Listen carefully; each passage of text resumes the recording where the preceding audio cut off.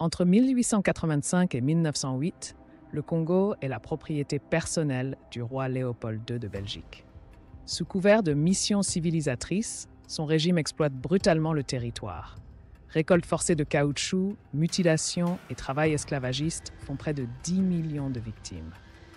Les richesses extraites financent l'embellissement de la Belgique, tandis que les Congolais subissent une terreur institutionnalisée. Le caoutchouc congolais représente 50% du marché mondial en 1900.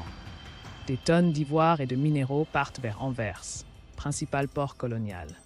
Les statistiques officielles belges montrent des profits annuels équivalents à 1,5 milliard d'euros actuels, mais moins de 1% revient au Congo.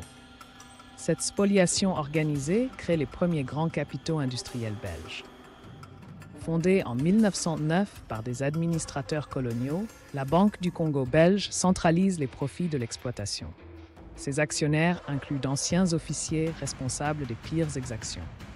Leurs archives révèlent comment chaque franc investi au Congo en rapportait 80, un rendement impossible sans travail forcé.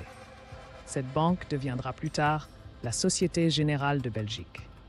Le Palais Royal de Bruxelles, les galeries Saint-Hubert et les boulevards haussmanniens sont financés par le caoutchouc congolais. Pendant ce temps, Kinshasa ne compte aucun hôpital moderne en 1910. Des photos d'époque montrent cette dichotomie choquante. D'un côté, le luxe européen, de l'autre, des villages congolais sans eau courante ni école. Le progrès belge se construit sur la misère organisée. Des documents internes révèlent le mécanisme. La force publique, milice coloniale, contraint les villages à des quotas de production impossibles. Les récoltes sont achetées à prix dérisoire par des sociétés écrans, puis revendues avec 400% de marge en Europe.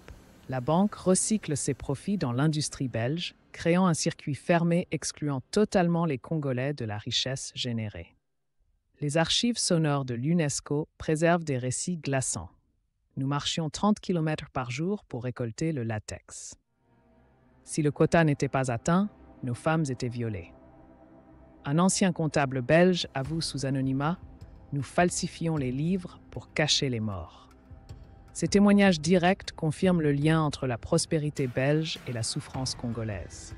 Quand le Congo accède à l'indépendance, la Belgique impose une dette coloniale de 50 milliards de francs, l'équivalent de 10 ans de budget congolais. Les contrats miniers restent aux mains des sociétés belges. Lumumba dénonce « Notre sol regorge de richesses, mais notre peuple meurt de faim ». Il sera assassiné 7 mois plus tard avec la complicité belge, comme le reconnaîtra le Parlement en 2001. Aujourd'hui, 70% du cobalt congolais, essentiel pour les smartphones et voitures électriques, est contrôlé par des firmes belges. Les mineurs artisanaux gagnent 2 $ par jour, sans protection. Pendant ce temps, la Bourse de Bruxelles enregistre des records. Les chiffres sont clairs.